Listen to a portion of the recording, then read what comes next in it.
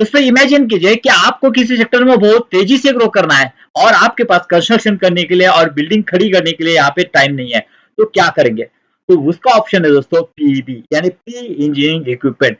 जैसे आपको यहाँ पे स्क्रीन पे जो ये बिल्डिंग दिख रही है, ये ना तो यहाँ पे सीमेंट से बनी है ना तो ईंट से बनी है, ये कंप्लीटली बनी है स्टील पैनल से और स्टील के पाइप से। लेकिन क्यों दोस्तों, यहाँ पे बिल्डिंग जो है वो यहाँ पे सीमेंट से बनाने के बजाय यहाँ पे स्टील से क्यों बनाई जा रही है, इसके पीछे के रीजन जानना जरूरी है। उसी के साथ साथ ये इसी से जुड़ी हुई एक हमारी कंपनी ई पैक प्री पैक के बारे में फिलहाल इसका जो है आईपीओ आया था 1 अक्टूबर के लिस्टिंग हुई, और फिलहाल ही कुछ दिन पहले यहाँ पे Q2 के रिजल्ट आए जो कि बहुत फिनोमिनस है। ये जानना जरूरी है कि ये सेक्टर कैसे काम करता है, ये इस सेक्टर की अपॉर्चुनिटी क्या है, ये कंपनी में लीडिंग एज क्या है, उसके साथ साथ Q2 के रिजल्ट क्या है और कैसी अपॉर्चुनिटी बन रही है in the terms of valuation, इन सभी के बारे में हम यहाँ पे डिटेल में चर्चा करने वाले हैं। इसीलिए हमारे साथ जुड़िए रहिए अंत तक। तो दोस्तों अब जानते हैं कि आखिर में क्यों क्यों ये स्टील यहाँ पे सीमेंट के अलावा यहाँ पे ये जो है वो यहाँ पे स्टील से ये बिल्डिंग बनाई जाती है। देखिए यहाँ पे पीबी सेक्टर का अगर मार्केट कैप देखेंगे ना, मार्केट अगर देखें तो अराउंड 19 टू 11 बिलियन बिलियन का यहाँ पे जो मार्केट होने वाला है इन द 2025 में 21। लेकिन ये हो सकता है फॉर 2030 तक 30 टू 33 बिलियन का, यानी बहुत बड़ा 9 टू 11% के सीएजआर से ये ग्रो कर सकता है। But why?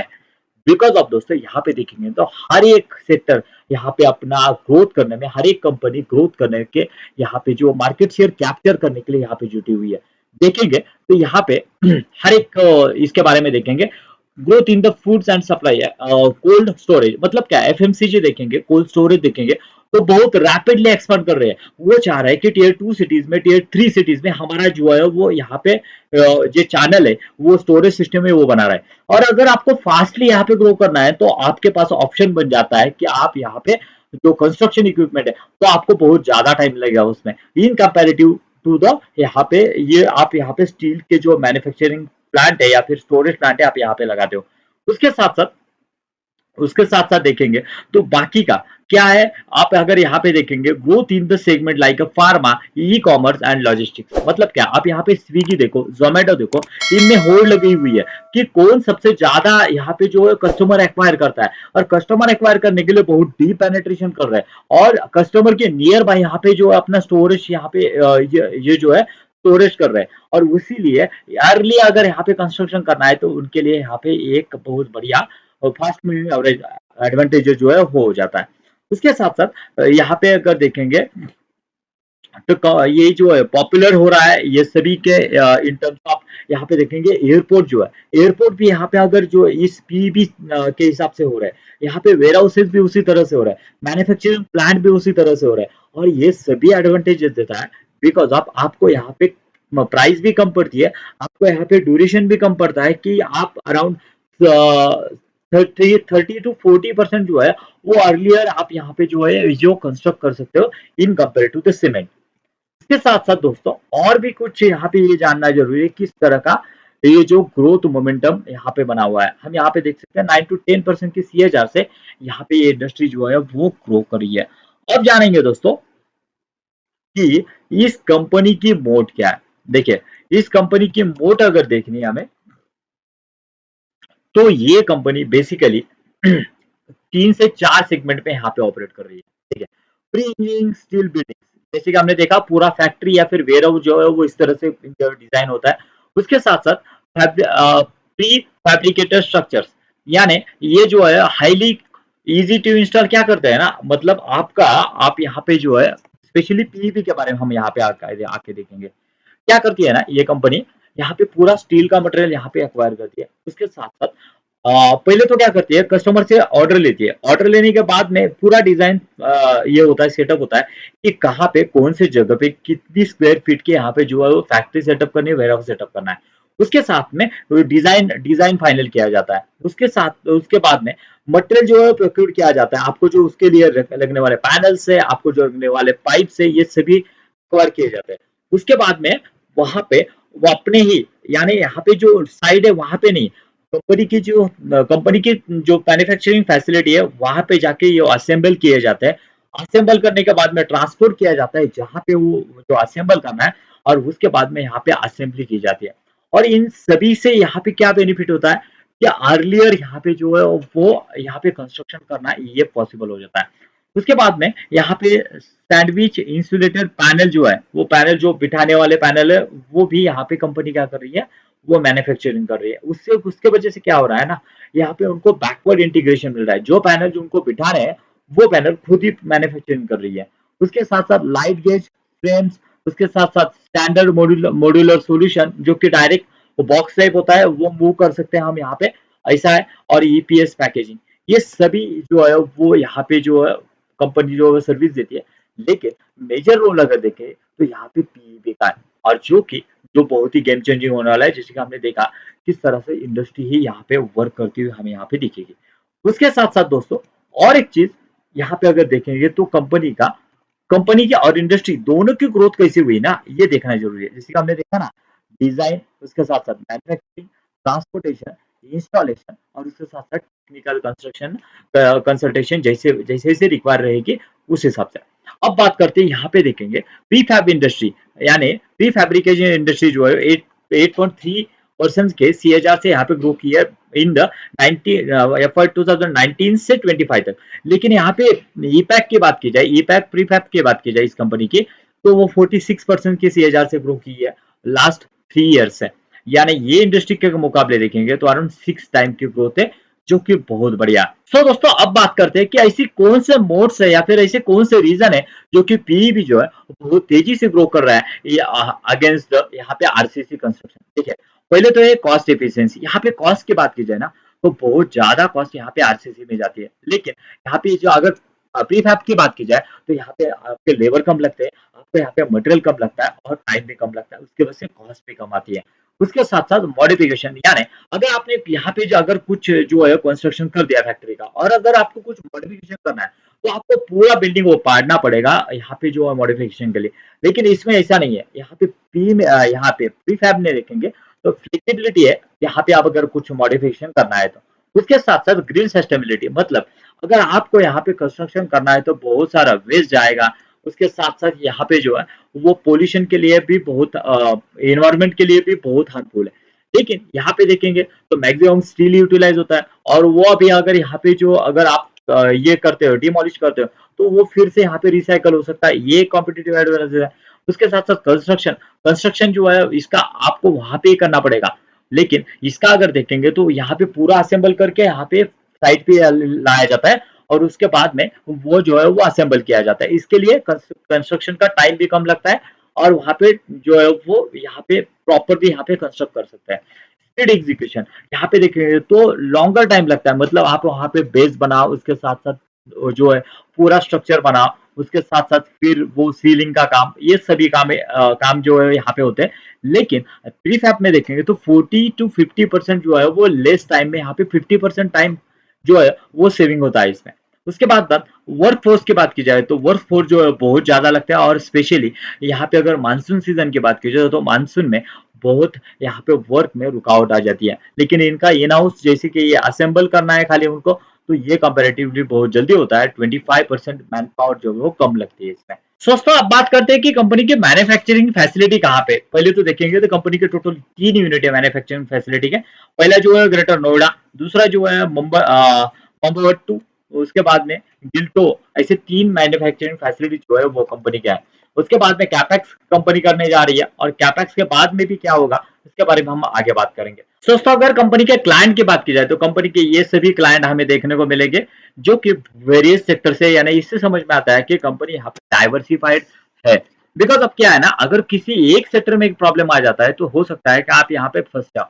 लेकिन ये कंपनी बेसिकली यहाँ पे डाइवर्सिफाइड है, बहुत सारे सेक्टर को ये कैटर कर रही है, उसके वजह say that is the good for the company. उसके बाद में दोस्तों ऑर्डर बुक की बात की जाए तो कंपनी के पास ऑर्डर बुक कितना है देखिए। दोस्तों अब बात करते हैं कि कंपनी का ऑर्डर बुक कैसा है। उससे समझ में आता है कि किस तरह की ऑर्डर बुक की यहाँ फिजिबिलिटी हमें देखने को मिलेगी। देखिए कंपनी का ऑर्डर बुक देखेंगे तो एंड ऑफ द सितंबर 2025 है, यहाँ पे 920 करोड़ का ऑर्डर बुक जो है कंपनी के पास है। और फिलहाल कंपनी ने जैसे ही यहाँ पे रिजल्ट डिक्लेयर किया उसके दूसरे दिन ही 119 करोड़ के ऑर्डर बुक कंपनी को और बोले थे। मतलब अराउंड 1050 करोड़ का ऑर्डर बुक जो है वो कंपनी के पास एग्जिस्टिंग में होते हुए दिख रहे हैं। यानी अगर कंपनी का रेवेन्यू की बात की जाए तो अभी के रेवेन्यू क्या है कंपनी का, तो यहाँ पे हम देख सकते हैं कि revenue year on year basis पे कंपनी का रेवेन्यू कितना है, अराउंड 1100 करोड़ का। यानी 1 ईयर की फिजिबिलिटी हमें यहाँ पे देखने को मिलती है। अगले 1 ईयर तो कंपनी का पास बहुत अच्छे खासे ऑर्डर। उसके साथ साथ अगर हम यहाँ पे देखेंगे कि फाइनेंशियल पैरामीटर में किस तरह का परफॉर्मेंस है कंपनी का, तो यहाँ पे देख सकते हैं दोस्तों कि कंपनी किस डायरेक्शन में यहाँ पे कंपनी ग्रो कर रही है। देखिए, कंपनी की एफवाई 2026 क्वार्टर टू की बात की जाए तो यहाँ पे रिजल्ट आपके सामने है। यहाँ पे 434 करोड़ का रेवेन्यू, 62 परसेंट का यहाँ पे ईयर ऑन ईयर बेसिस पे ग्रोथ, जो कि फिनोमिनल ग्रोथ है। 62% की ग्रोथ के साथ में अगर ऑपरेटिंग प्रॉफिट मार्जिन देखेंगे तो हाईएस्ट एवर ऑपरेटिंग मार्जिन यहाँ पे कंपनी लेके आई है। उसके साथ साथ अगर यहाँ पे पैट देखेंगे तो कंपनी का पैट जो है वो निकल के आता है अराउंड 29 का, और 29 का पैट और यहाँ पे 60% की ग्रोथ, यहाँ पे ये दोनों चीजें दर्शा रहा है कि बहुत बढ़िया तरीके से यहाँ पे कंपनी जो है वो परफॉर्म कर रही है इन देयर फील्ड। पैरामीटर यहाँ पे कंपैरिजन किया जाए तो यहाँ पे जो पेन्नार इंडस्ट्री है उसका कंप्यूटर उसका भी यहाँ पे ग्रोथ रेट जो है वो अराउंड 18 to 20% का है। और इस कंपनी ने गाइडेंस दिया है कि हम यहाँ पे 30 to 35% से यहाँ पे ग्रो करेंगे। इसके साथ साथ अगर यहाँ पे टोटल यहाँ पे कंपनी के फाइनेंशियल्स देखेंगे, मार्केट कैप 2700 करोड़ का, जो कि अभी बहुत कम होता था, लेकिन अभी जैसे ही रिजल्ट लगा 60% के, बहुत बड़ी रैली कंपनी यहाँ पे लेके जा चुकी है। लेकिन अभी भी बहुत ज्यादा स्कोप बचा है, क्यों बचा है इसके बारे में हम आगे बात करेंगे। प्राइस वार्निंग देखेंगे तो यहाँ पे 32, यानी यहाँ पे पेग रेशियो और फॉरवर्ड पी के बारे में हम बात करेंगे। डेप्ट टू इक्विटी देखेंगे तो 0.32 का, यानी मैनेजेबल डेप्ट के साथ में यहाँ पे कंपनी जो है वो काम कर रही है। उसके साथ साथ कैश फ्लो की बात करेंगे तो कैश फ्लो कैसा है, देखिए कंपनी का इतना यहाँ पे ग्रोथ होने के बावजूद यहाँ पे कंपनी डेप्ट के मामले में यहाँ पे मैनेज है। उसके साथ साथ पॉजिटिव कैश फ्लो भी है कंपनी का। और यहाँ पे इन्वेस्टर पैटर्न की बात की जाए कि जो कि कंपनी अभी फिलहाल ही लिस्टेड हुई है, कंपनी के पास प्रोमोटर के पास अराउंड 64% के होल्डिंग है। और यहाँ पे अगर देखेंगे तो डीआईएस और एफआई मिला के अराउंड 23%, और पब्लिक के पास जस्ट ओनली 13% के स्टेक हमें होते हुए दिखेंगे। तो दोस्तों आप बात करते हैं कि यहाँ पे कंपनी के जो यहाँ पे जो कॉन कॉल हुआ है उसमें क्या क्या बातें हुई है। देखिए, जब उनका पूछा गया है कि यहाँ पे जो 46% की सीएजआर आपने लाया है वो क्यों लाया है, बिकॉज अब क्या है ना दोस्तों, आप अगर बाकी के उसके पेयर्स देखेंगे ना तो उनका कहना है कि सबसे फास्टेस्ट हम यहाँ पे एग्जीक्यूशन करने के मामले में है, और उसके वजह से ये 46% का सीएजआर हम यहाँ पे 22 से 25 तक यहाँ पे लेके आ सके। उसके साथ साथ अगर यहाँ पे देखेंगे तो इंटरनल ग्रोथ अपॉर्चुनिटी क्या है, कंपनी का कहना है कि हम यहाँ पे 1.5 to 2% रेवेन्यू जो है वो यहाँ पे मिडल ईस्ट, अफ्रीका और यहाँ पे जो जो एक्सपोर्ट है उससे हम यहाँ पे एक्सपोर्ट कर रहे हैं। यानी मतलब क्या है दोस्तों, इसका मतलब यह है कि कंपनी यहाँ पे आउट ऑफ इंडिया भी जाना चाहती है। उसके साथ साथ नॉर्थ ईस्ट वेस्ट और साउथ, वो दोनों सभी का बैलेंस जो है वो बनाना चाहती है। हालांकि अभी प्रेजेंस देखेंगे तो कंपनी का साउथ में ज्यादा आपको यहाँ पे प्रेजेंस जो है वो होते हुए दिखेगा। जैसे कि हम अगर यहाँ पे देखेंगे कि रेवेन्यू आउटलुक अगले 1 to 2 ईयर्स का अगर बात की जाए तो कंपनी का रेवेन्यू आउटलुक के लिए जब पूछा गया कि रेवेन्यू आउटलुक क्या है आपका आगे 1 to 2 ईयर्स के लिए, कंपनी का कहना है यस टू जो है वो ऑलवेज बेटर रहता है कि यस 1 के कंपैरिजन में। मतलब आपको 45% रेवेन्यू जो है वो आपका आता है H1 में, और 55% रेवेन्यू जो है वो H2 में आता है। जिससे कि हमारा मैन्युफैक्चरिंग फैसिलिटी भी यहाँ पे जो है वो पुश करेगा कंपनी के रेवेन्यू के लिए। तो हो सकता है कि अच्छे खासे यहाँ पे कंपनी के जो मार्जिन से एक्सपेंशन है वो मेंटेन रह सकती है। कंपनी यहाँ पे जो है वो प्रोटेक्ट करके चलने वाली है, और यहाँ पे जो ग्रोथ रेट है वो उसी हिसाब से होगा। उसके साथ साथ जब पूछा गया एडवांटेजेस आरसीसी वर्सेस पीईबी, जिसका हमने यहाँ पे ऑलरेडी डिस्कस किए हुए हैं। मार्जिन एक्सपेंशन पोटेंशियल पूछा गया तो अराउंड 11 10 to 11% के मार्जिन यहाँ पे कंपनी जो है बना के चल सकती है up to the next 2 years. यानी मार्जिन प्रोटेक्ट करके चलेगी कंपनी, और यहाँ पे एक्सपेंशन जो है वो भी होता रहेगा। उसके साथ साथ गवर्नमेंट का रेवेन्यू अगर देखें तो 95 to 98% जो रेवेन्यू है वो प्राइवेट प्लेयर से आता है।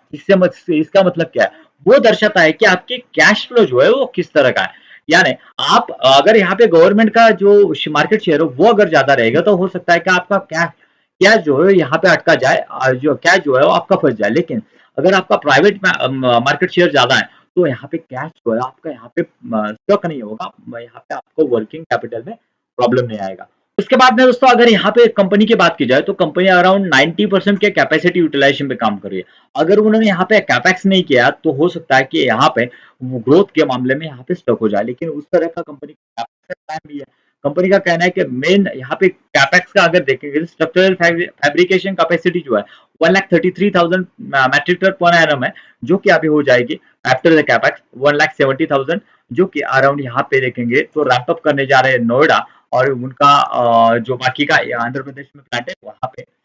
सेगमेंट अगर यहाँ पे देखा जाए तो ज्योग्राफी वाइज दो ट्रेंड देखेंगे तो साउथ इंडिया जो है लीडिंग है, जैसे मैंने कहा था कि साउथ इंडिया में मैक्सिमम प्रेजेंस इसका होते हुए दिख रहा है और स्ट्रॉन्ग एफएमसीजी डिमांड एंड बाकी का अभी कंपनी जो है वो नॉर्थ और वेस्ट में यहाँ पे जो है एक्सपेंशन करने जा रही है। उसके साथ साथ अगर ऑर्डर बुक एग्जीबिशन एग्जीक्यूशन की बात की जाए, किस तरह का ऑर्डर बुक जो है एग्जीबिशन एग्जीक्यूशन होता है, जब आप यहाँ पे जो ऑर्डर लेते हो तो 7 to 8 मंथ में यहाँ पे जो है एग्जीक्यूशन हो जाता है। यानी आप देखेंगे तो अराउंड 1100 करोड़ का ऑर्डर बुक है, तो हो सकता है कि इसी यहाँ पे इसी फाइनेंशियल ईयर में ये जो है वो एग्जीक्यूट हो जाए। अराउंड Q3 और Q4 में यहाँ पे जो है वो हेवियर ऑर्डर रहते हैं, मैक्सिमम ऑर्डर जो है वहां पे एग्जीक्यूट हो जाते हैं।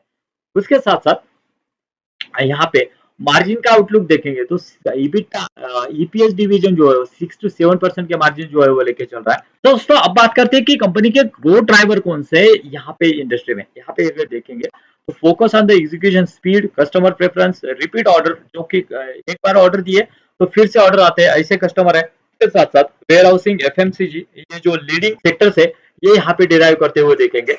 उसके बाद में दोस्तों यहाँ पे बात करते हैं कि किस तरह का आउटलुक यहाँ पे बन सकता है इस कंपनी के लिए, यहाँ पे वैल्यूएशन किस तरह के हो सकते हैं इसके बारे में चर्चा करेंगे। देखिए एफआई 2024 की बात की जाए तो 900 करोड़ का रेवेन्यू और पैट हुआ था 43 का, 4.75 का पैट, 4.75% का पैट था। अगर एफआई 2025 की बात की जाए तो 1134 करोड़ का यहाँ पे जो रेवेन्यू और यहाँ पे पैट हुआ था 59 का, और पैट पे परसेंटेज बढ़ के 5.2 हुआ था। अगर हम समझते हैं कि यही पैट का जो है मार्जिन अगर कंपनी लेके चलती है और कंपनी ने गाइडेंस दिया है कि हम यहाँ पे 30 to 35% से ग्रो करेंगे, लेकिन अगर यहाँ पे Q1 की बात की, सॉरी H1 की बात की जाए तो H1 में कंपनी ने अराउंड यहाँ पे अराउंड 700 करोड़ का रेवेन्यू बनाया और उससे हम 55% और अगर एज्यूम करते हैं तो हो सकता है कि कंपनी अराउंड 1600 के तकरीबन यहाँ पे जो है पहुंचने की पॉसिबिलिटीज है। तो दोस्तों अगर यहाँ पे 1600 तक कंपनी को पहुंचना है तो अराउंड 40% से ग्रो करती है, तो हम आसानी से कह सकते हैं कि 1600 तक कंपनी जो है वो पहुंच सकती है।